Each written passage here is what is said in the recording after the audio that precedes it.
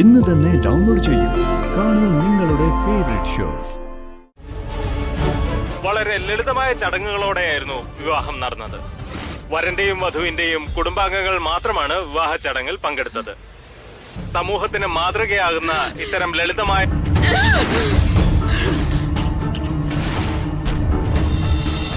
ഇതേ ഞാൻ വാടകയ്ക്ക് എടുത്ത വീടാ. എന്താ എനിക്കിവിടെ താമസിച്ചൂടെ? ഓ, വാടക വീട്. ആ രമ്യയുടെ ഔദാര്യം കൊണ്ടാ ഈ വീടിനകത്ത് താമസിക്കാൻ പറ്റുന്നത്.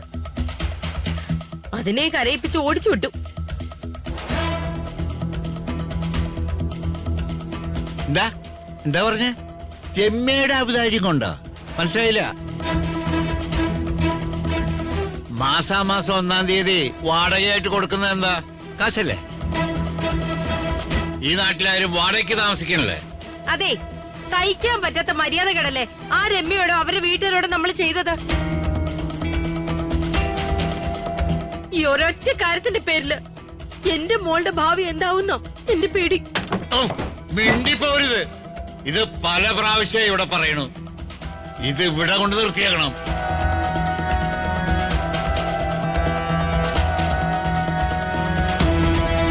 ഈ കുടുംബത്തിന്റെ സമാധാനം കളയാനാ നീ കച്ചകെട്ടി ഇറങ്ങിയിരിക്കണത്. ഓർത്തോ?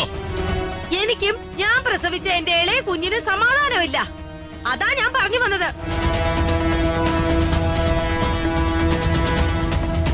അമ്മ കാര്യം പറയുമ്പോ അച്ഛൻ ഇത്ര ചൂടാവുന്ന എന്തിനാ? മിണ്ടരുത്. എന്നെ ചോദ്യം ചെയ്യാൻ വളർന്നോടി.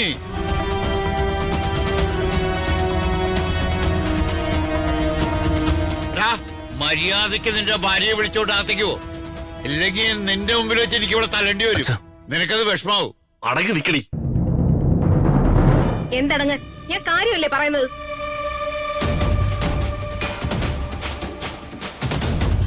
മനഃപൂർവ്വം വഴക്കുണ്ടാക്കാൻ നിൽക്കുന്നവരുടെ മുമ്പിൽ നിന്ന് മാറിപ്പോണത് നല്ലത്.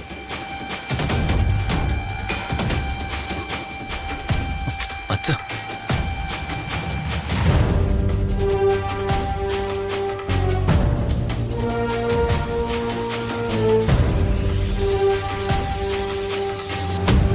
കഴിക്കണ്ട മാഡം, എഴുന്നേറ്റ് വാ.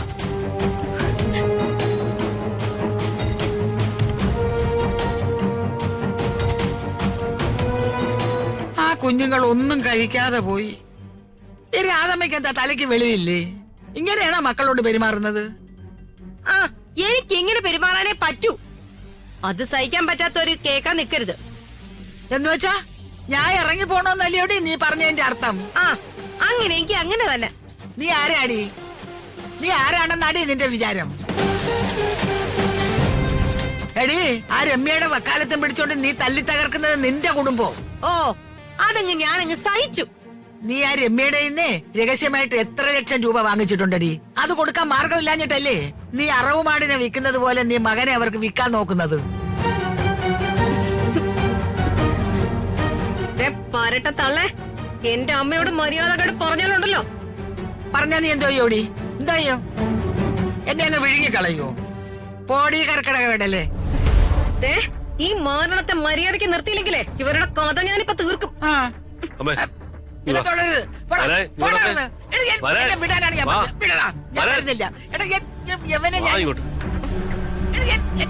ഞാൻ പറഞ്ഞത്.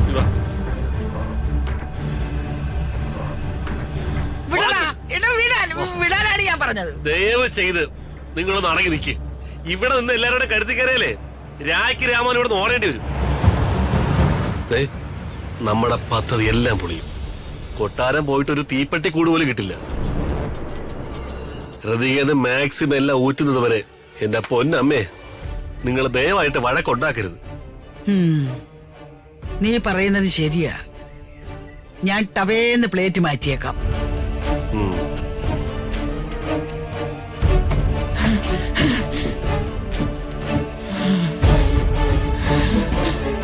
വിദ്യാഭ്യാസ മന്ത്രി പ്രതാപ് വർമ്മയുടെ മകൾ ഋതിക വർമ്മ വിവാഹിതയായി. പ്രതാപ് വർമ്മയുടെ പേഴ്സണൽ അസിസ്റ്റന്റ് രാജു വേണുഗോപാലാണ് വരൻ. വളരെ ലളിതമായ ചടങ്ങുകളോടെയായിരുന്നു വിവാഹം നടന്നത്. വരന്റെയും വധുവിന്റെയും കുടുംബാംഗങ്ങൾ മാത്രമാണ് വിവാഹ ചടങ്ങിൽ പങ്കെടുത്തത്. സമൂഹത്തിന് മാതൃകയാകുന്ന ഇത്തരം ലളിതമായ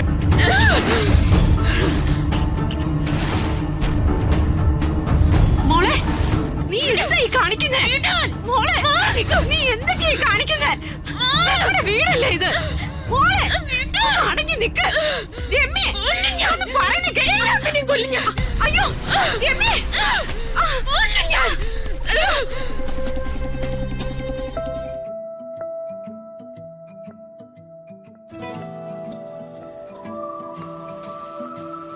ഇവര് വായു വിലങ്ങി തട്ടിപ്പോയതാണോ അതോ ആർക്കെങ്കിലും വേല കൊടുക്കല പ്ലാൻ ആലോചിക്കണോ?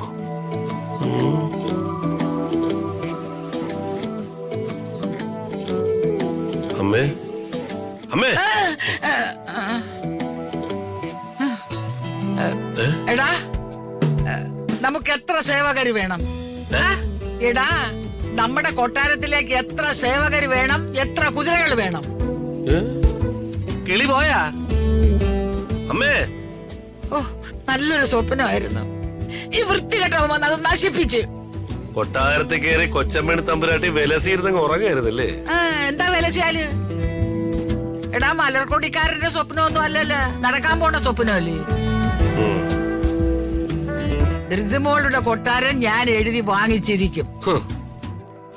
ഈ സ്വപ്നം കാണല് മാത്രമല്ലേ ഉള്ളൂ, കച്ചവടവും നടക്കുന്നില്ലല്ലോ. ഇപ്പോഴാണ് ഒരു 10,000 മാത്രം കിട്ടിയിട്ട് കാര്യമുണ്ടോ അമ്മേ? എടാ പയ്യെ തിന്നാ പനയും തിന്നാന്നാ പ്രമാണം. ഓ, അങ്ങനെ പതുക്കെ പതുക്കെ കൊട്ടാരത്തിലെത്തണം.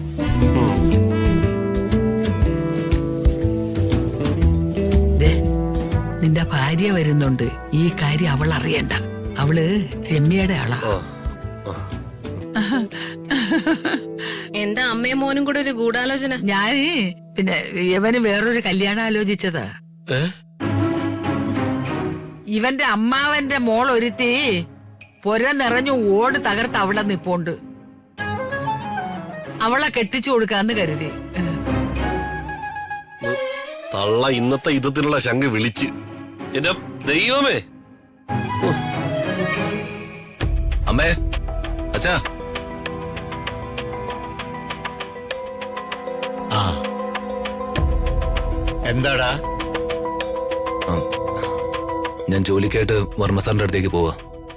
എന്താ പറഞ്ഞേ? ഭാര്യ വീട്ടിലേക്ക് ജോലിക്ക് പോന്നെന്നാ?